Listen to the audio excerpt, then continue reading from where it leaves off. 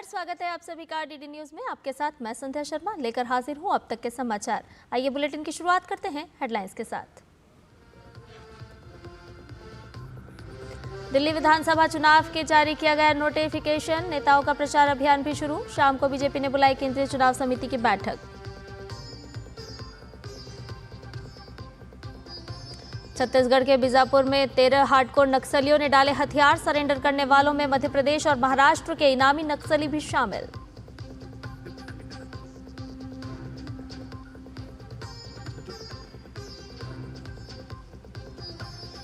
प्रयागराज में महाकुंभ के लिए आकाशवाणी के विशेष रेडियो चैनल कुंभ वाणी का शुभारंभ। 103.5 मेगाहर्ट्ज पर मिलेगी महाकुंभ की हर जानकारी।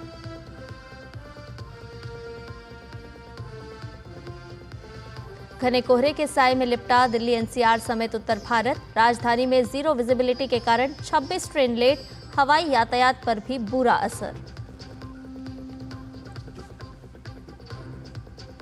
और हर्ष मनी केस में डोनाल्ड ट्रंप को आज सुनाई जाएगी सजा। 20 जनवरी को अमेरिका में नए राष्ट्रपति पद की शपथ से पहले मुश्किल में ट्रंप। और आइए अब इन सभी खबरों को जान लेते हैं विस्तार से। शुरुआत करते हैं राजधानी की खबर के साथ। चुनाव आयोग ने आज दिल्ली विधानसभा चुनाव के लिए अधिसूचना जारी कर दी है, जिसके बाद उम्मीदवार आज से 13 जनवरी तक नामांकन दाखिल कर सकेंगे। वहीं नामांकन पत्रों की जांच 18 जनवरी को की जाएगी। उम्मीदवारों के पास 20 जनवरी तक उम्मीदवारी वापस लेने का विकल्प होगा। जिन सीटों पर राजनीतिक दल अपने प्रत्याशी घोषित कर चुके हैं, वहां आज से प्रचार अभियान में भी तेजी आएगी। इस बार दिल्ली में आप, भाजपा और कांग्रेस के बीच कांटे की टक्कर है। दिल्ली में 5 फरवरी को एक चरण में चुनाव होगा और 8 फरवरी को मतगणना होगी। दिल्ली विधानसभा चुनाव को लेकर बीजेपी ने केंद्रीय चुनाव समिति की बैठक आज बुलाई है। उससे पहले केंद्रीय गृह मंत्री अमित शाह की मौजूदगी में कोर ग्रुप की बैठक हो रही है। केंद्रीय चुनाव समिति की बैठक शाम को करीब 6 बजे बीजेपी मुख्यालय में होगी। प्रधानमंत्री नरेंद्र मोदी, गृह मंत्री अमित शाह, भाजपा अध्यक्ष जेपी नड्डा, रक्षा मंत्री राजनाथ सिंह समेत अन्य सीईसी सदस्य इस बैठक में मौजूद रहेंगे। बैठक में बीजेपी बाकी 41 सीट पर अपने उम्मीदवारों के नाम को अंतिम रूप देगी, जिसके बाद सूची जारी कर दी जाएगी। इससे पहले भाजपा ने बहुकोणीय स्थिति तैयार करते हुए 29 उम्मीदवारों की अपनी पहली सूची जारी की थी। इसके अलावा बैठक में दिल्ली चुनाव के मद्देनजर कई मुद्दों पर चर्चा भी हो सकती है। इधर अधिसूचना के साथ ही आज दिल्ली चुनाव को लेकर प्रचार का दौर भी शुरू हो गया है। नई दिल्ली विधानसभा क्षेत्र से कांग्रेस उम्मीदवार संदीप दीक्षित ने मंदिर मार्ग क्षेत्र में घर घर जाकर प्रचार किया और मतदाताओं से मुलाकात की। आज दिल्ली भाजपा अध्यक्ष वीरेंद्र सचदेवा ने आप संयोजक अरविंद केजरीवाल और उनकी पार्टी पर जमकर हमला किया। वीरेंद्र सचदेवा ने अरविंद केजरीवाल पर दिल्ली और पूर्वांचल वासियों को नीचा दिखाने का आरोप लगाया। दिल्ली को जितना बर्बाद आपने करना था वो आप कर चुके। दिल्ली का विकास रोककर जितना खजाना आपने दिल्ली का लूटना था आप लूट चुके। लेकिन कम से कम दिल्ली का सौहार्द मत बिगाड़िए। दिल्ली पूरे देश का कल्चर है, ये दिल्ली सबकी है। लेकिन जिस तरह से कल आपने हमारे पूर्वांचल के भाई बहनों को फर्जी वोटर कहकर पूरे पूर्वांचल समाज का जो नाम खराब किया है, बदनाम किया है, वो बेहद निंदनीय है। और ये कोई पहली बार नहीं किया आपने केजरीवाल जी। ये आपके मन का काला सच है जो बार बार आपकी जुबान पर आता है। वीरेंद्र सचदेवा ने आगे कहा कि अरविंद केजरीवाल सत्ता के लोभ में लिप्त हैं और महिलाओं का अपमान करते हैं। और 17 सितंबर 2024 का वो दिन, तब से लेकर आज तक आपकी राजनीतिक छटपटाहट दिखती है। कैसे आप तरफ लगते हैं? एक महिला को काम चलाऊ मुख्यमंत्री कहना ये दिखाता है कि आप कितने बड़े महिला विरोधी हैं। घर में बुला के राज्यसभा सांसद को पिटवाना एक महिला को, वो दिखाता है कि आप कितने बड़े महिला विरोधी हैं। इसके साथ ही वीरेंद्र सचदेवा ने अरविंद केजरीवाल पर रोहिंग्या वोटर्स का संरक्षण करने का भी आरोप लगाया। पूरा दिसंबर 2024 आप इस जुगाड़ में लगे रहें कि किसी तरह से बांग्लादेशी और रोहिंग्यों के वोट ना कटें। और नए वोट बनाने के लिए दबाव डालते रहे। पूरा दिसंबर आप इस काम में लगे रहे और यहां तक स्थिति है, मैंने उदाहरण के साथ बताया कि नई दिल्ली में जहां 3-3 साल पहले लोगों के घर टूट गए, उनको द्वारका शिफ्ट कर दिया गया, वो वोट ना कटें। जिन लोगों की मृत्यु हो गई है, जो लोग यहाँ से शिफ्ट हो गए हैं, उनके भी वोट ना कटे, इसके लिए आप नई दिल्ली विधानसभा में लड़ते रहे। ये दिखाता है आपकी राजनीतिक हताशा कितनी है। और खबरों में बढ़ते हैं आगे। प्रधानमंत्री नरेंद्र मोदी ने हाल ही में एंटरप्रेन्योर निखिल कामत को इंटरव्यू दिया है। ज़ेरोधा के को-फाउंडर निखिल की podcast series people by WTF पर पीएम का ये पहला पॉडकास्ट सामने आने वाला है। इस इंटरव्यू का एक ट्रेलर शेयर किया गया है जो जमकर वायरल भी हो रहा है। इस ट्रेलर में कामत ने पीएम से सवाल करते हुए कहा, अगर किसी युवा को राजनीति में आना है, उनको नेता बनना है, तो उसके अंदर ऐसा कोई हुनर है जो आप परख सकते हैं। पीएम ने इस पर कहा कि राजनीति में निरंतर अच्छे लोग आते रहने चाहिए, मिशन लेकर आएं, महत्वाकांक्षा नहीं। पीएम ने निखिल कामत की बातचीत का ये पॉडकास्ट जल्द ही सामने आएगा। फिलहाल इसका ट्रेलर चर्चा में है। के साथ बैठ के बातें कर रहा हूँ, I feel nervous. It's a tough conversation for me to have. एक तो मेरे लिए पॉडकास्ट पहली बार हो रहा, पता नहीं है कैसा जाएगा आप लोगों को, आपके दर्शकों को।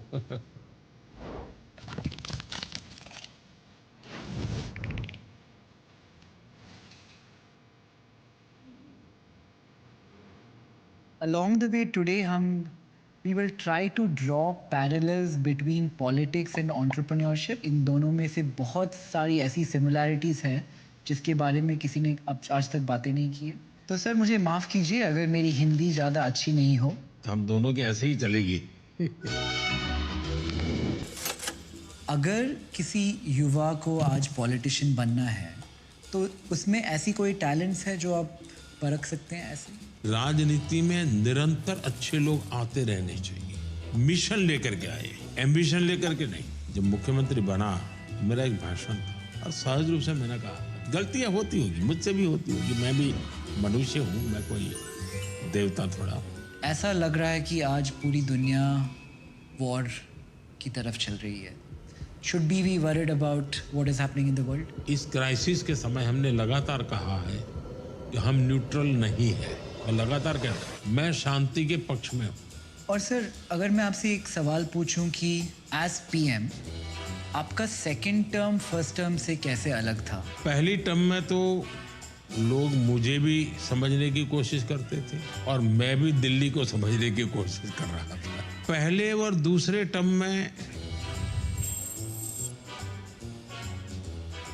As somebody who grew up in a South Indian middle class family, बचपन से ये कहा गया था politics is a dirty place. ये इतना इनग्रेन हो गया हमारी साइकी में कि ये बदलना बहुत मुश्किल है। तो हम जैसे लोगों के लिए आप क्या करेंगे? कि अगर आप जो कह रहे थे वही होते तो आज आप यहाँ नहीं होते।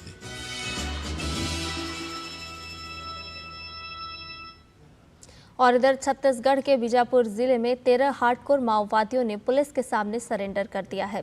सरेंडर करने वालों में 13 लाख के इनामी नक्सली शामिल हैं। जिन नक्सलियों ने हथियार डाले हैं उनमें सीसीएम उदय और कटकम सुदर्शन का गनमैन शामिल है। आत्मसमर्पण करने वाले माओवादी मध्य प्रदेश और महाराष्ट्र के गोंदिया डिवीजन में सक्रिय रहे। हथियार छोड़ने वालों को शासन की ओर से पुनर्वास नीति के तहत सुविधाएं दी जाएंगी। फिलहाल सभी को नगद राशि 25,000 रुपए दी गई है। सरेंडर करने वाले नक्सलियों में एसीएम एओबी कटाम शामिल हैं। शासन की ओर से इस पर 5 लाख का इनाम रखा गया था। मुना ककेम सुखराम हेमला के अलावा 1 लाख का इनामी नक्सली देवे मड़कम उर्फ चांदनी, 1 लाख का इनामी नक्सली नंदू अवलम भी हथियार डाल चुके हैं।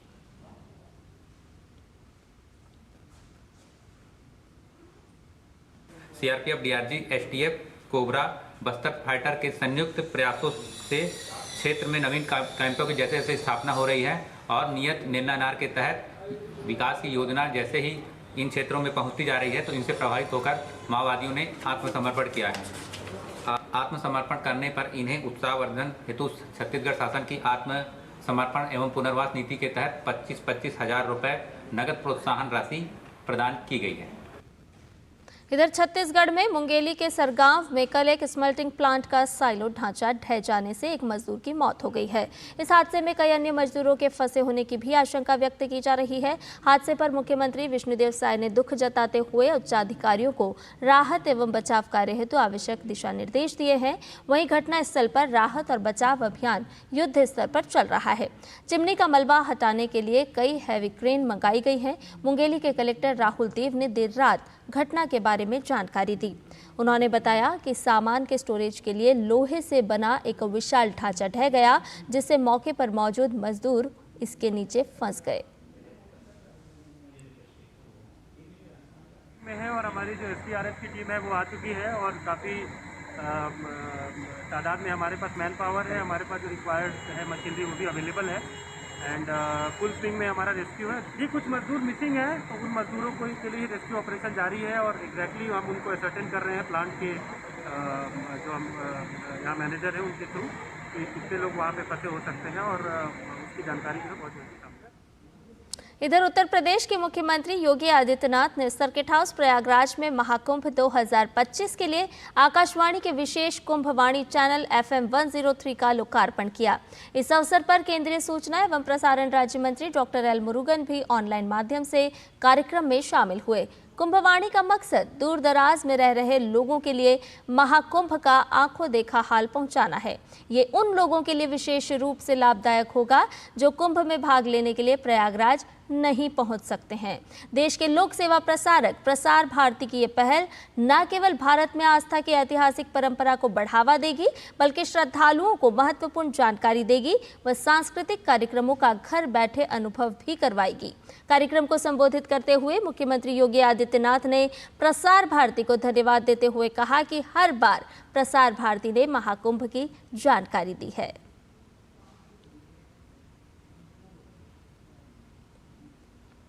उत्तर प्रदेश के मुख्यमंत्री योगी आदित्यनाथ ने कहा कि कुंभवाणी चैनल श्रोताओं के बीच लोकप्रियता बढ़ाने का काम करेगा।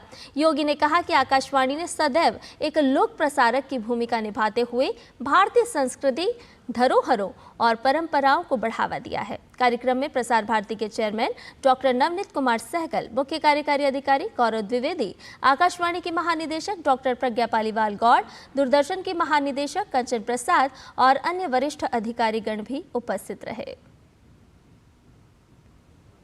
समय की इस प्रतिस्पर्धा के अनुरूप अपने आप को तैयार करना और दूर दराज के क्षेत्रों में जहां पे कनेक्टिविटी के इश्यू होते हैं वहां पर बहुत सारी ऐसी चैलेंजेस थी। उन चैलेंजेस को भी ध्यान में रखते हुए FM चैनल ने, प्रसार भारती के FM चैनल ने 2013 में भी, 2019 में भी और आज जब महाकुंभ के इस आयोजन के हम साक्षी बन रहे हैं, इस अवसर पर भी कुंभवाणी के नाम पर इस विशेष FM चैनल को यहां पे शुभारंभ करने की कार्रवाई प्रारंभ की है। मैं इसके लिए उत्तर प्रदेश सरकार की ओर से प्रसार भारती को हृदय से धन्यवाद देता हूं। महाकुंभ शुरू होने में कुछ ही दिन बचे हैं और इसकी कवरेज को लेकर प्रसार भारती ने खास इंतजाम किए हैं। प्रसार भारती के चेयरमैन नवनीत कुमार सहगल ने महाकुंभ की कवरेज को लेकर जानकारी देते हुए बताया कि महाकुंभ से जुड़े डिटेल्ड कार्यक्रम को जनता तक पहुंचाने के लिए विशेष तौर से टीमें तैयार की गई हैं। स्थिति की पूरी कवरेज के लिए 40 से ज्यादा कैमरे लगाए गए हैं। माननीय प्रधानमंत्री जी का जो एक उनका लक्ष्य है, एक डिजिटल, स्वच्छ और भव्य दिव्य कुंभ का आयोजन, उसको जन जन तक पहुंचाने के लिए प्रसार भारती विशेष प्रयास कर रहा है। हमारे दोनों, जैसे ये कुंभवाणी का रेडियो चैनल है, इसके साथ साथ हमारा जो DD नेशनल है और DD न्यूज़ है, वो लगातार इसको पूरे कुंभ को, पूरे जो विभिन्न स्नान के उत्सव हैं और जो कुंभ क्षेत्र में अखाड़ों द्वारा जो विभिन्न आयोजन होते हैं, उन आयोजनों को भी उनका सजीव प्रसारण और उनका जो है रिकॉर्डेड प्रसारण दोनों तरह से वो पूरे कुंभ के समय में चलाता रहेगा। हमने विशेष टीमें लगाई हैं, 4 से अधिक प्रोडक्शन सेंटर और सुविधाएं यहाँ सृजित की हैं ताकि इस सनातन परंपरा को पूरी दुनिया तक पहुंचाया जा सके। और 11 जनवरी को राम मंदिर की वर्षगांठ पर प्रतिष्ठा द्वादशी के अंतर्गत होने वाले विविध आयोजनों को लेकर तमाम तैयारियां की जा रही है।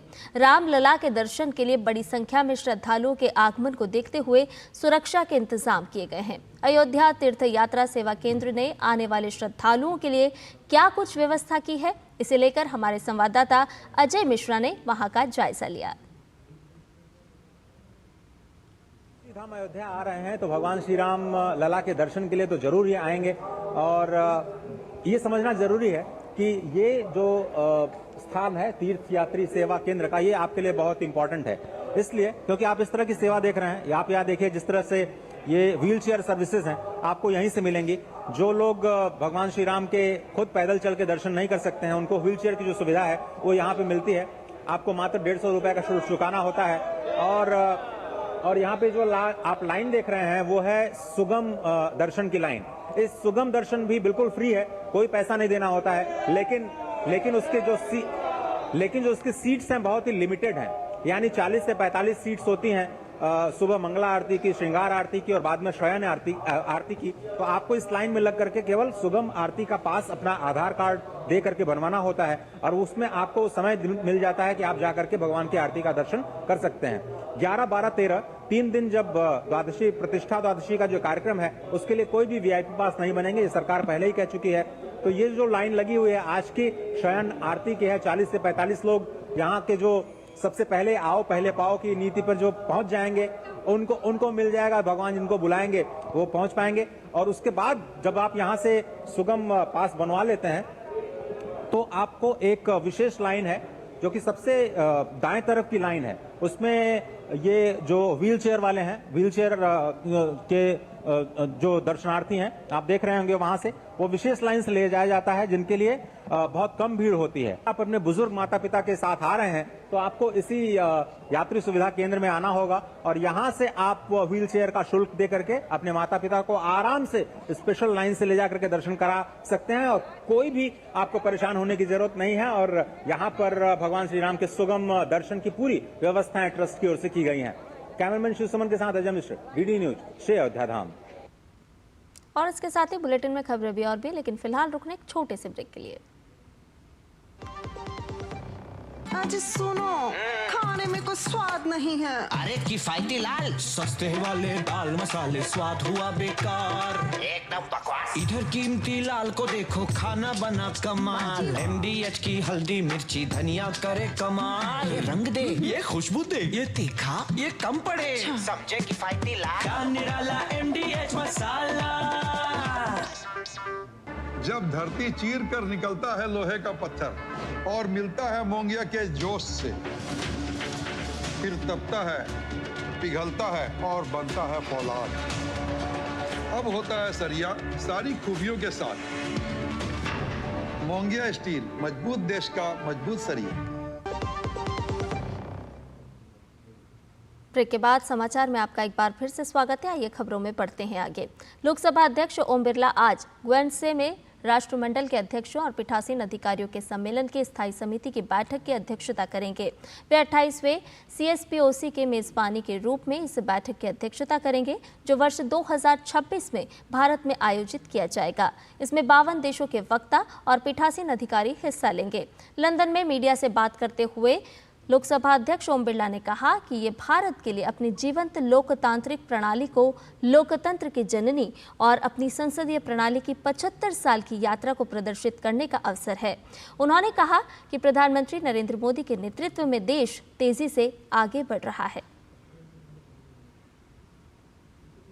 आज दुनिया के अंदर भारत आर्थिक रूप से सबसे तेजी से बढ़ता हुआ देश है। मैन्युफैक्चरिंग हब के रूप में भी भारत बहुत बड़ा हब बनने वाला है और सामाजिक रूप से भी और वैश्विक चुनौतियों के समाधान के लिए भी भारत के प्रधानमंत्री माननीय नरेंद्र मोदी जी के नेतृत्व के अंदर देश में बड़े परिवर्तन किए हैं, बड़े निर्णय किए हैं। आज दुनिया के देश भारत की ओर देख रहे हैं। भारत वैश्विक शांति और स्थिरता के लिए प्रयास कर रहे हैं और नरेंद्र मोदी जी के नेतृत्व में भारत तेजी से तो आगे बढ़ रहा है लेकिन वैश्विक चुनौतियों के समाधान के लिए भी भारत का नेतृत्व तेजी से आगे बढ़ रहा है। और केंद्रीय कृषि मंत्री शिवराज सिंह चौहान आज छत्तीसगढ़ के दौरे पर हैं। अपने एक दिवसीय छत्तीसगढ़ दौरे में केंद्रीय कृषि मंत्री दुर्ग के नगपुरा और कुम्हारी में आयोजित किसान मेले में शिरकत करेंगे। केंद्रीय कृषि मंत्री सबसे पहले दुर्ग जिले के ग्राम नगपुरा में आयोजित मोर मकान मोर अधिकार कार्यक्रम में शामिल होंगे, जहां वे पीएम आवास योजना से जुड़े लाभार्थियों से मिलेंगे। इसके बाद केंद्रीय मंत्री शिवराज सिंह चौहान कुम्हारी के पास ग्राम खपरी में आयोजित किसान सम्मेलन में शिरकत करेंगे।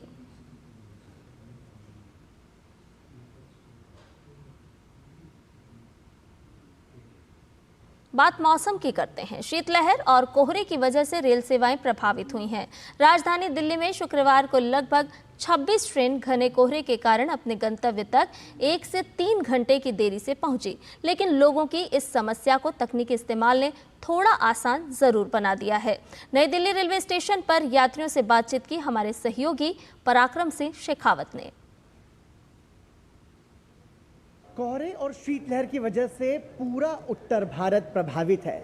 इस वक्त हम नई दिल्ली रेलवे स्टेशन पर मौजूद हैं और जो दृश्यता है वो लगभग 20 मीटर की ही दृश्यता रह गई है और ऐसे में जो ट्रेनें हैं वो 1 से 3 घंटे की देरी से चल रही हैं। तमाम सारे यात्री यहाँ पर मौजूद हैं जो अलग अलग स्थानों से अपनी यात्रा को पूरा कर रहे हैं। बहुत सारे लोग हैं जो एक गंतव्य से दूसरे गंतव्य तक जाने का प्रयास कर रहे हैं, तो बहुत सारे लोगों की जो ट्रेन है वो भी देरी से चल रही है। कुछ यात्रियों से यहाँ पर बात करने की कोशिश करेंगे, किस तरह की परेशानियां हैं इस वक्त इस मौसम में। हम जम्मू से आए हैं और सुबह रात को चली थी ट्रेन 9:25 पे और यहाँ पे 8:20 पे पहुँची यहाँ पे और गाड़ी 2.5 घंटे लेट हो गई।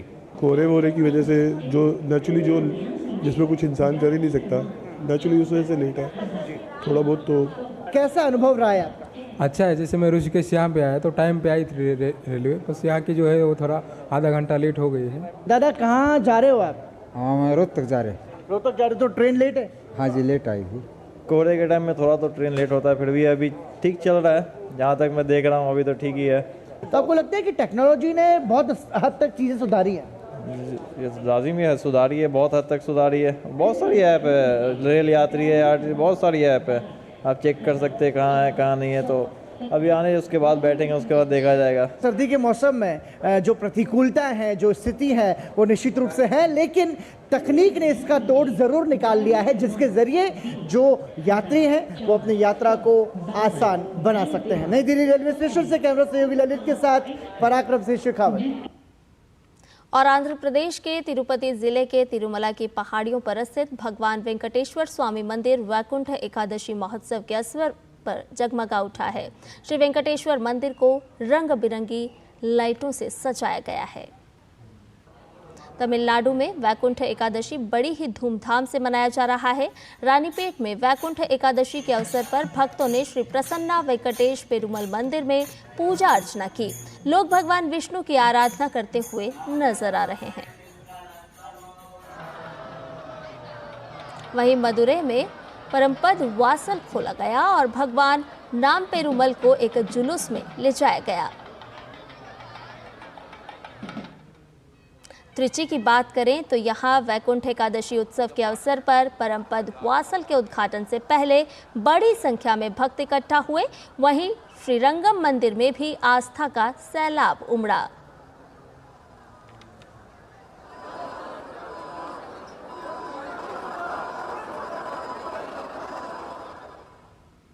और आस्था से चलते हैं खेल की खबर की ओर। जी हां, खो खो विश्व कप की मेजबानी को लेकर देश में उत्साह का माहौल है।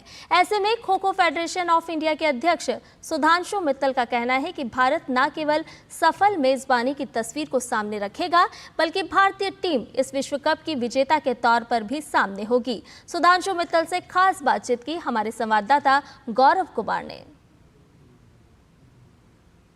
खो खो विश्व कप के शुरू होने में अब महज चंद दिन बाकी हैं और इस वक्त हमारे साथ kho kho federation of India के अध्यक्ष सुधांशु मित्तल है। सीधे उनसे बात करते हैं। सुधांशु जी, कैसे देखते हैं पूरी तैयारी को, और साथ ही साथ क्या किसी तरह का कोई दबाव भी है, या लग रहा है कि केवल यही मेजबानी में ही नहीं केवल दांव मारेंगे बल्कि जीत कर भी टीम इंडिया जो है वो लेके आएगी कप?